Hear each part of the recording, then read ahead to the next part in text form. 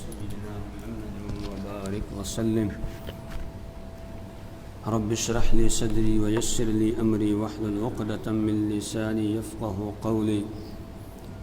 رب زدني علما سبحانك لا علم لنا إلا ما علمتنا إنك أنت العليم الحكيم. أعوذ بالله من الشيطان الرجيم. بسم الله الرحمن الرحيم. والسابقون السابقون أولئك المقربون في جنات النعيم ثلة من الأولين وقليل من الآخرين على سرر موضونة متكئين عليها متقابلين. صدق الله العظيم. سورۃ الواقعہ کا کل ہم نے آغاز کیا تھا. اس صورت میں اللہ تبارک و تعالی نے قیامت کے دن انسانوں کے 3 گروہ بنائے جانے کی بات بیان کی ہے کہ قیامت کے دن لوگ 3 گروہوں میں بٹ جائیں گے، 3 جماعتیں بن جائیں گی. 2 جنت میں جانے والی ہوں گی اور 1 بدقسمتی کی وجہ سے جہنم میں جانے والی ہوں گی. جو جنت میں جانے والی جماعتیں ہوں گی ان کی 2 قسمیں بیان کی گئی. ایک اعلیٰ درجے کے جنتی ہوں گے جیسا کہ پچھلی صورت کے اندر بھی ہم پڑھ کر آئے، اور ایک تھوڑے سے ان سے ادنا درجے کے جنتی ہوں گے، عام جنتی. ایک خاص قسم کے لوگ ہوں گے اور ایک عام لوگ ہوں گے جنت میں جانے والے. جو خاص قسم کے ہیں ان کے بارے میں بتایا والسابقون السابقون کہ سبقت کرنے والے تو سبقت کرنے والے ہی ہیں، یعنی جو دنیا کے اندر نیکیوں میں ایک دوسرے سے آگے بڑھنے والے تھے اور بہت نیکیاں کرنے والے تھے، گناہوں سے اپنے آپ کو بچانے والے، یہ سبقت کرنے والے. اولئک المقربون، یہ مقربین ہیں، یہ اللہ کے قریب رہنے والے، اللہ کا قرب حاصل کرنے والے مقربین ہیں. اب آگے پھر ان کی تفصیل شروع ہوتی ہے. فی جنات النعیم، یہ نعمتوں والی جنت میں ہوں گے. جنت کے اندر ہے ہی نعمتیں، نعمتیں ہی نعمتیں. دنیا میں بھی اللہ بہت نعمتیں ہمیں عطا کرتا ہے، لیکن یہاں کی نعمتوں میں اور وہاں کی نعمتوں میں بڑا فرق ہے. یہاں بہت ساری چیزیں ہم دیکھتے ہیں، جی چاہتا ہے کہ یہ میرے پاس ہونی چاہیے، نعمت مجھے ملنی چاہیے، لیکن بہت ساری ایسی ہوتی ہیں ہمیں ملتی نہیں ہیں. بہت ساری نعمتیں ایسی ہوتی ہیں کہ ہم چاہتے ہیں یہ چیز ہمیں مل جائے، لیکن آرزو لے کر ہی دنیا سے چلے جاتے ہیں، وہ ملتی نہیں ہے، نصیب نہیں ہوتی ہے. وہی ملتی ہے جو اللہ چاہتا ہے. لیکن جنت کی نعمتیں ایسی نہیں. وہاں جو جی میں آئے گا، جو جی جس چیز کو جی چاہے گا فوراً وہ چیز حاضر ہو جائے گی، فوراً وہاں حاضر ہو جائے گی. وہاں ایسی کوئی چیز ہوگی ہی نہیں کہ آدمی تمنا کرے، آرزو کرے اور پھر وہ اس کو نہ ملے. نہیں، بلکہ جو جی میں آئے گا وَلَكُمْ فِيهَا مَا تَشْتَهِي أَنفُسُكُمْ وَلَكُمْ فِيهَا مَا تَدَّعُونَ. تمہارے لیے جنت میں ہر وہ نعمت ہوگی ما تشتہی انفسکم، جس کو تمہارا جی چاہے گا. وَلَكُمْ فِيهَا مَا تَدَّعُونَ، اور جو تم مانگو گے وہ وہاں پر تمہیں ملے گا. ایسا نہیں ہے کہ ایک چیز مانگی اور نہیں مل رہی ہے. کبھی ایسا بھی ہوتا ہے دنیا میں بہت ساری چیزوں کی ہمیں ضرورت پڑتی ہے، جی بازار سے ختم ہو گئی ہے، نہیں مل رہی ہے، ابھی جو ہے چند دنوں کے بعد آئے گی، پھر انتظار کرتے کرتے کتنا عرصہ گزر جاتا ہے. وہاں ایسا نہیں ہوگا. جس چیز کو جی چاہے گا فوراً اسی وقت جو ہے بلا تاخیر کے سامنے آ جائے گی، حاضر ہو جائے گی. اس لیے اللہ فرما رہے ہیں فی جنات النعیم، وہ نعمتوں والی جنت میں ہوں گے. ثلۃ من الاولین، ثلۃ من الاولین، پہلوں میں سے ایک گروہ ہوگا. وقلیل من الآخرین، اور بعد والوں میں سے تھوڑے سے ہوں گے. یہ جو مقربین ہیں ان کی تفصیل بیان کی کہ مقربین میں جو پہلے لوگ ہیں وہ زیادہ ہوں گے اور بعد والے لوگ کم ہوں گے. اب یہ پہلے لوگ کون ہیں اور بعد والے کون ہیں، اس کا مصداق کون ہے؟ مفسرین کی اس سلسلے میں 2 رائے ہیں، 2 تفسیریں ہیں اس کی. ایک یہ کہ اولین سے مراد یہاں پر رحمت دو عالم صلی اللہ علیہ وسلم کی بعثت سے پہلے جو انبیاء کرام علیہم الصلاۃ ہیں اور ان کی امت کے لوگ ہیں، یہ اولین ہیں. تو یہ زیادہ ہوں گے. کیوں؟ اس لیے کہ اس میں انبیاء کرام علیہم الصلاۃ کی بھی بہت بڑی تعداد ہے، اور آخرین سے مراد اس امت کے لوگ ہوں گے. امت محمد علی صاحب الصلاۃ والسلام کے جو لوگ ہیں وہ آخرین. تو پہلے لوگ زیادہ ہوں گے مقربین میں، اور بعد والے یعنی اس امت کے لوگ کم ہوں گے. جس وقت یہ بات رسول پاک صلی اللہ علیہ وسلم نے بیان فرمائی تو صحابہ کرام رضوان اللہ تعالی علیہم اجمعین ڈر گئے کہ پھر تو ہماری تعداد بہت کم ہوگی۔ جب یہ آیات آپ نے سنائی تو صحابہ کرام ڈر گئے کہ ہماری تعداد تو کم ہوگی، پھر پہلے لوگوں کی تعداد بہت زیادہ ہوگی جنت میں جانے والوں میں اور مقربین کے اندر۔ تو رسول پاک صلی اللہ علیہ وسلم نے ارشاد فرمایا کہ نہیں، تم جتنے ہو تم سب مقربین میں ہو، تم بھی مقربین کے اندر شامل ہو۔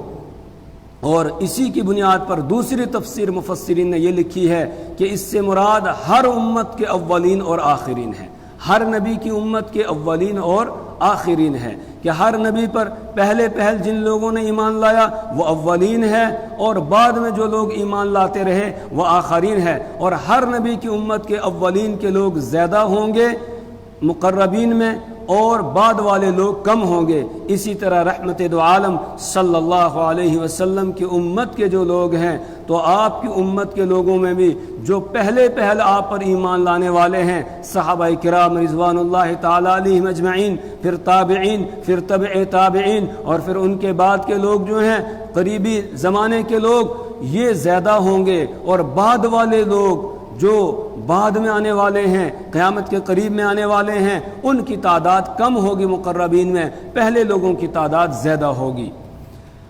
فرمایا کہ سلۃ من الاولین، پہلے لوگوں میں سے ایک جماعت ہوگی، وقلیل من الآخرین، اور بعد والوں میں سے کم ہوں گے۔ اللہ ہمیں سابقین الاولین میں شامل فرمائے۔ علی سرر موضونہ، علی سرر موضونہ، اب جو نعمتیں اللہ تعالیٰ ان کو وہاں عطا فرمائیں گے ان نعمتوں میں سے چند نعمتوں کا تذکرہ کیا جا رہا ہے شوق دلانے کے لیے۔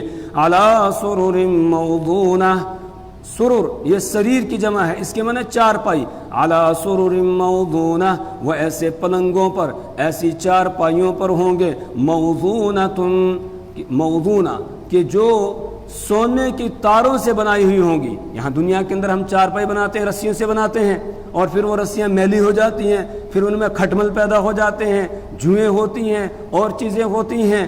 لیکن جنت کے اندر جو چارپائیاں ہوں گی ان چارپائیوں کو سونے کی تاروں سے بنایا جائے گا۔ وہاں رسی جو ہوگی وہ سونے کی ہوگی، اور یہ دنیا والا سونا نہیں ہوگا بلکہ وہ وہاں کا جنت کا سونا ہوگا جس کی مثال یہاں بیان نہیں کی جا سکتی ہے۔ تو علی سرر موضونہ، وہ ایسی چارپائیوں پر ہوں گے، موضونۃ کہ جو سونے کی تاروں سے بنی ہوئی ہوں گی، متکئین علیہا متقابلین، اور ایک ترجمہ سرور کا کرسی بھی کیا گیا ہے کہ کرسیاں ہوں گی اور وہ سونے کی تاروں سے بنی ہوئی ہوں گی، ان کے اوپر وہ بیٹھے ہوئے ہوں گے، متکئین علیہا، وہ ٹیک لگائے ہوئے ہوں گے، علیہا ان پلنگوں پر، ان چارپائیوں پر یا ان کرسیوں پر، متقابلین آمنے سامنے ہوں گے، کسی کی طرف کوئی پیٹھ نہیں ہوگی۔ کیوں؟ اس لیے کہ جو آدمی پیٹھ کے پیچھے بیٹھتا ہے تو وہ تھوڑی سی خفت محسوس کرتا ہے کہ یہ آگے ہے اور میں پیچھے رہ گیا ہوں، تو وہاں پر ایسا نہیں ہوگا، کسی کی جانب کسی کی پیٹھ نہیں ہوگی بلکہ آمنے سامنے ہو کر بیٹھے ہوں گے، بالکل آمنے سامنے، ایک ادھر ہے دوسرا سامنے ہے، اس طریقے سے، اور اس میں بڑا فاصلہ بھی ہوگا لیکن اس فاصلے کی وجہ سے آپس میں بات چیت کرنے میں کوئی پریشانی نہیں ہوگی، ایک کی آواز دوسرے تک بالکل آرام سے پہنچے گی۔ متکئین علیہا متقابلین، اور وہ ٹیک لگائے ہوئے ہوں گے ان پلنگوں کے اوپر، ان چارپائیوں پر، متقابلین اور آمنے سامنے ہوں گے۔ اور میں نے پیچھے عرض کیا تھا پچھلی صورت میں کہ اس کا مطلب یہ ہے کہ وہ بے خوف ہوں گے، ان کو وہاں پر کوئی خوف کوئی پریشانی نہیں ہوگی، یہ بے خوفی کی علامت ہوگی، اس طریقے سے بیٹھے ہوئے ہوں گے۔ اور کیا ہوگا؟ ان کی خدمت کون کرے گا؟ یطوف علیہم ولدان مخلدون، یطوف چکر کاٹیں گے، علیہم ان پر، ان کے سامنے، ولدان ایسے نوجوان، مخلدون جو ہمیشہ نوجوان ہی رہیں گے، ایسے بچے ہوں گے جو ہمیشہ ویسے بچے ہی رہیں گے۔ ولدان ولد کی جمع، اس کے معنی بچہ، تو ایسے بچے کا مطلب بالکل بچہ نہیں بلکہ ایسے کہ جو ہوشیار بچے ہوتے ہیں اور خدمت کے لائق ہوتے ہیں، تو اس طرح کے بچے ہوں گے وہاں پر۔ مخلدون ایسے لڑکے ہوں گے، مخلدون جو ہمیشہ لڑکے ہی رہیں گے، ان کے اوپر بڑھاپا نہیں آئے گا، وہ زیادہ عمر کے نہیں ہوں گے بلکہ ہمیشہ اسی ایک حالت کے اندر رہیں گے۔ بچے خدمت کر رہے ہوں تو دیکھنے میں بڑا اچھا لگتا ہے، اور پھر بچہ جب بڑا ہونے لگتا ہے، آہستہ آہستہ جب بڑا ہوتا ہے، پھر اس کی جو خوبصورتی ہوتی ہے آہستہ آہستہ ختم ہونے لگتی ہے، یہاں تک کہ جب آدمی بوڑھا ہو جاتا ہے تو پھر جو ہے اور خوبصورتی ختم ہو جاتی ہے۔ لیکن جنت کے اندر جو خادم ہوں گے، خدام ہوں گے، یہ ہمیشہ ایک جیسے رہیں گے، ان کے اوپر بڑھاپا نہیں آئے گا، وہ زیادہ عمر کے نہیں ہوں گے، ہمیشہ جو ہے وہ ایسے ہوں گے کہ آنکھوں کو بھاتے رہیں گے، اچھے لگتے رہیں گے۔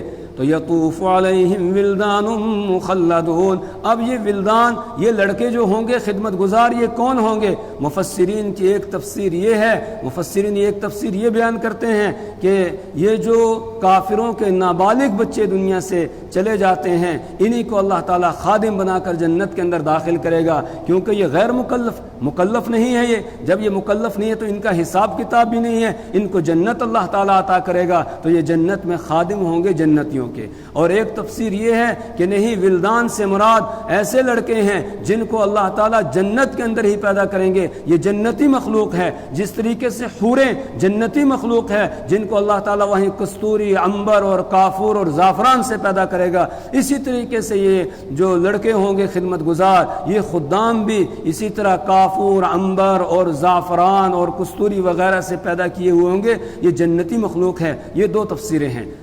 اور مخلدون کا مطلب یہ کہ ایک تو یہ کہ وہ ہمیشہ لڑکے ہی رہیں گے، کبھی بوڑھے نہیں ہوں گے، بڑی عمر کے نہیں ہوں گے، اور دوسرا مطلب مخلدون کا یہ بیان کیا ہے کہ وہ ہمیشہ ان کے پاس رہیں گے۔ ایسا نہیں ہے کہ آج ہیں اور کل غائب ہو جائیں، چھپ جائیں کہیں، نہیں، بلکہ ہمیشہ ان کے سامنے وہ چکر لگاتے رہیں گے اور خدمت کرتے رہیں گے۔ یطوف علیہم، اور ان پر چکر لگائیں گے، ولدان مخلدون، ایسے لڑکے جو ہمیشہ لڑکے ہی رہیں گے یا ہمیشہ ان کے پاس رہیں گے، باکواب واباریق وکأس من معین۔ باکواب، اکواب کوب کی جمع ہے، اور کوب کہا جاتا ہے ایسے برتن کو جس میں دستہ نہیں ہوتا ہے پکڑنے کا، جس طریقے سے گلاس ہوتا ہے کہ گلاس میں پکڑنے کا دستہ جو ہے وہ لگا ہوا نہیں ہوتا ہے بلکہ سیدھا بغیر دستے کے ہوتا ہے، تو اس طرح کے اکواب یعنی کوب، گویا وہ گلاس لے کر جو ہے وہ ان کے سامنے سے چکر لگائیں گے۔ واباریق، اباریق ابریق کی جمع ہے، اور ابریق کہا جاتا ہے ایسے برتن کو جس میں دستہ لگا ہوا ہوتا ہے، جیسے جگ ہوتا ہے، لوٹا ہوتا ہے، تو اس طرح کے برتن لے کر وہ چلیں گے، یعنی اس طرح ٹرے کے اندر اس طرح رکھے ہوئے ہوں گے، اور اس میں گلاس بھی ہوں گے، اس میں جگ بھی رکھا ہوا ہوگا، جس کو جتنا جو پینا ہے وہ اس میں سے نکال کر پیے گا، نکال کر وہ دیں گے۔ باکواب واباریق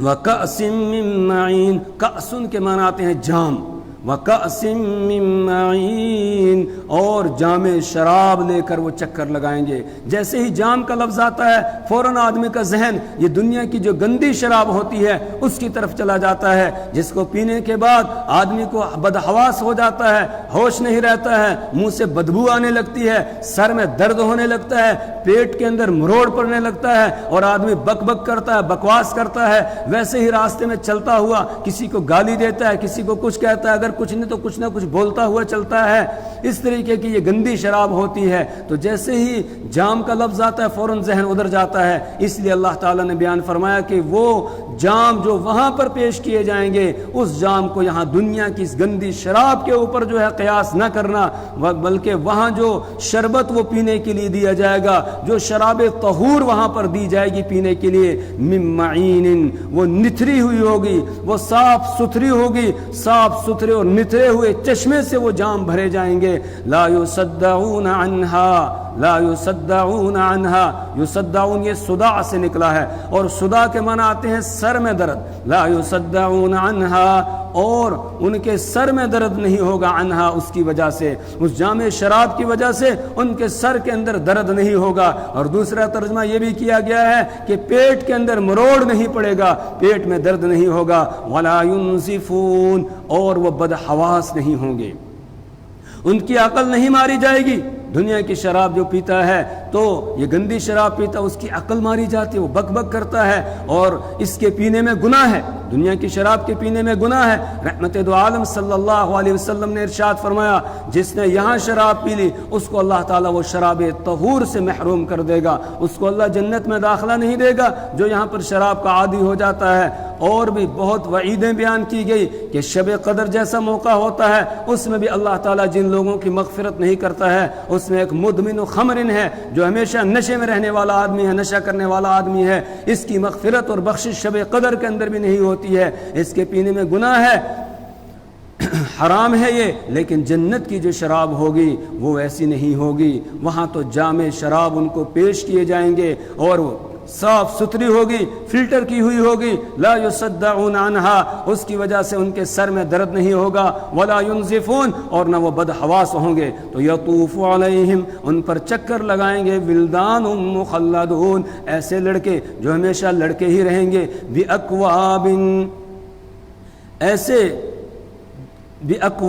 ایسے گلاسوں کے ساتھ، گلاسوں کو ساتھ لے کر، گلاس لے کر چکر لگائیں گے، واباریق، اور اسی طریقے سے جگ لے کر چکر لگائیں گے، وکأس من معین، اور ایسے جام شراب لے کر چکر لگائیں گے، من معین، جو صاف اور ستھرے چشمے سے یا اسی طریقے سے نتھرے ہوئے چشمے سے بھرے جائیں گے، لا یصدعون عنہا، جس کی وجہ سے نہ تو ان کے سر میں درد ہوگا، ولا ینزفون، اور نہ وہ بدحواس ہوں گے، نہ ان کی عقل ماری جائے گی، وفاکہۃ مما یتخیرون، وفاکہۃ، اور ایسے میوے ہوں گے، مما یتخیرون، جو وہ چاہیں گے، جیسے میوے وہ چاہیں گے ویسے ہی حاضر ہو جائیں گے، جس طرح کو جس میوے کو جی چاہے گا، جس میوے کا خیال دل کے اندر آئے گا فوراً وہ وہاں پر حاضر ہو جائے گا، وَلَحْمِ طَيْرٍ مِّمَّا يَشْتَهُونَ، اور پرندوں کا گوشت ہوگا، مِّمَّا يَشْتَهُونَ، جس کو وہ پسند کریں گے، جو وہ چاہیں گے، جس کو ان کا جی چاہے گا اسی پرندے کا گوشت ان کے سامنے حاضر ہو جائے گا۔ حدیث میں ہے اللہ کے رسول صلی اللہ علیہ وسلم نے ارشاد فرمایا فضا کے اندر ایک پرندہ اڑ رہا ہوگا، آدمی کے جی کے اندر آئے گا کتنا خوبصورت پرندہ ہے، یہ کھانے کے لیے ملتا، فوراً وہ پرندہ بھنا ہوا اس طرح پلیٹ کے اندر سجایا ہوا اس کے سامنے حاضر کر دیا جائے گا اور یہ اس کو کھائے گا، کھانے کے بعد پھر وہ واپس چلا جائے گا۔ وَلَحْمِ طَيْرٍ مِّمَّا يَشْتَهُونَ، بھیڑ کا گوشت، بکری کا گوشت، اونٹ کا گوشت، دوسرے جانوروں کا جو گوشت ہے اس میں اتنا مزہ نہیں ہوتا ہے جتنا پرندوں کے گوشت میں ہوتا ہے، اس لیے خاص طور سے یہاں پرندوں کے گوشت کا تذکرہ کیا گیا۔ اس کا یہ مطلب نہیں ہے کہ دوسرا گوشت نہیں ملے گا، جو جی چاہے گا وہ وہاں پر ملے گا۔ وَلَحْمِ طَيْرٍ مِّمَّا يَشْتَهُونَ، اور پرندوں کا گوشت ہوگا مِّمَّا يَشْتَهُونَ، اس میں سے کہ جو وہ چاہیں گے یا جیسا گوشت وہ چاہیں گے ویسا ان کے سامنے حاضر کر دیا جائے گا۔ وہ خدام جو ہے ان کے سامنے چکر لگا رہے ہوں گے اس طرح کا گوشت دے کر جس کو ان کا جی چاہے گا۔ وَحُورٌ عِین، اور اس کے بعد ساری نعمتیں ہوں لیکن کوئی دل بہلانے والا نہ ہو تو پھر بھی زندگی جو ہے وہ اچھی طرح نہیں گزرتی ہے، اس لیے دل بہلانے کے لیے عورتوں کی ضرورت ہے تو عورتوں کا تذکرہ آ گیا۔ وَحُورٌ عِین، اور جنت کے اندر حوریں ہوں گی، عین، موٹی موٹی آنکھوں والی، گوری رنگت کی حوریں ہوں گی اور موٹی موٹی آنکھوں والی خوبصورت ہوں گی، کَأَمْثَالِ اللُّؤْلُؤِ الْمَكْنُونِ، ان کی خوبصورتی کو واضح کرنے کے لیے بیان کیا، کَأَمْثَالِ اللُّؤْلُؤِ، وہ موتیوں کی طرح ہوں گی، المکنون، ایسے موتی جو پردوں میں ہوں، جو چھپائے ہوئے موتیوں کی طرح ہوں گی، یعنی چھپا کر موتی کو چھپا کے رکھتا ہے، پردے میں رکھا جاتا ہے، اس کو شیشے میں رکھا جاتا ہے تاکہ اس پر گرد و غبار نہ پڑے، تو اسی طریقے سے وہ عورتیں وہ بھی پردوں کے اندر ہوں گی، وہ بھی جو ہے اس طرح حفاظت سے رکھی ہوئی ہوں گی جس طریقے سے موتیوں کو حفاظت کے ساتھ رکھا جاتا ہے۔ اور اس سے اس جانب بھی اشارہ ہے کہ عورت کی زینت جو ہے وہ پردے کے اندر ہے، بے پردہ گھومنے میں اس کی زینت نہیں ہے بلکہ وہ بے حیائی ہے۔ عورت کے لیے زینت پردے میں رہنا ہے، اس کو بند رہنا ہے، اس میں اس کے لیے زینت ہے۔ کامثال اللؤلؤ المکنون، وہ حوریں ہوں گی کامثال اللؤلؤ المکنون، پردوں میں رکھے ہوئے موتیوں کی طرح، جزاء بما كانوا يعملون، یہ بدلہ ہوگا اس چیز کا جو وہ عمل کیا کرتے تھے۔ جو دنیا میں وہ نیک اعمال کرتے تھے، نمازیں پڑھتے تھے، روزے رکھتے تھے، حج کرتے تھے، عمرے کرتے تھے، زکوٰۃ ادا کرتے تھے، صدقہ اور خیرات کرتے تھے، نبی صلی اللہ علیہ وسلم کے طریقوں کو اختیار کرتے تھے اور زندگی ڈر ڈر کر گزارتے تھے، اس کا یہ بدلہ ہوگا جو جنت میں ان کو عطا کیا جائے گا۔ لا يسمعون فيها لغوا ولا تأثیما، ایک خصوصی نعمت وہاں کی بیان کی جا رہی ہے، لا يسمعون فيها لغوا، اور وہ جنت کے اندر کوئی لغو اور بیہودہ بات نہیں سنیں گے، کوئی ایسی بات وہاں سننے کو نہیں ملے گی جس سے آدمی کو تکلیف ہوتی ہے، جس سے ٹھیس پہنچتی ہے۔ بہت ساری باتیں ایسی ہوتی ہیں جو ہمیں لوگوں کی طرف سے سننی پڑتی ہے کہ جس کی وجہ سے دل کے اوپر بڑا اثر ہوتا ہے، بلکہ بعض دفعہ دل کے اوپر جو کسی کی بات لگتی ہے اس کا زخم پھر جاتا نہیں ہے۔ اسی لیے حضرت علی رضی اللہ تعالیٰ عنہ کا شعر ہے، جراحات السنان لها الطیام ولا یلتام ما جرح اللسان، کہ جراحات السنان لها الطیام، کہ جو نیزے کا زخم ہوتا ہے، تلوار کا زخم ہوتا ہے، یہ تو ٹھیک ہو جاتا ہے، یہ بھر جاتا ہے، لیکن جو زبان کا زخم دل پر لگتا ہے وہ بھرتا نہیں ہے، وہ آدمی کو یاد رہتا ہے، وہ بھولتا نہیں ہے، اور جب جب یاد آتا ہے تب تب وہ زخم جو ہے تازہ ہوتا چلا جاتا ہے، جب وہ بات یاد آتی ہے زخم تازہ ہو جاتا ہے۔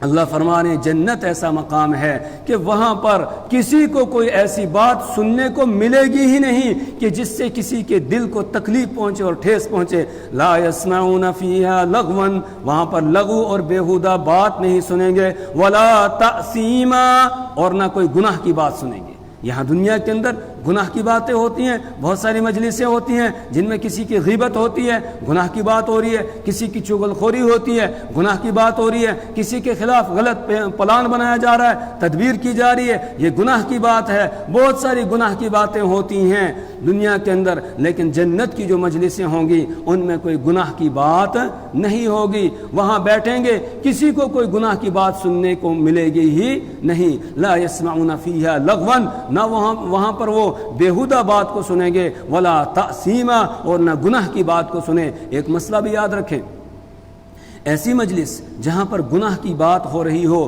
یا گناہ کا کوئی کام ہو رہا ہو، وہاں پر ہمیں بیٹھنے کی اجازت نہیں ہے۔ اگر ہم وہاں پر بیٹھیں گے ہم بھی گناہ کے اندر برابر کے شریک سمجھے جائیں گے۔